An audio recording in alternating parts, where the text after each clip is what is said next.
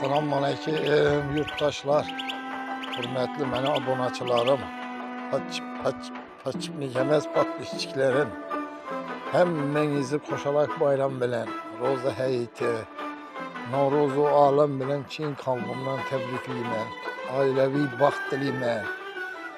İlahim şünley bayramlardan keminde hemme aileler 100 dana bayram görgeyle ilahim.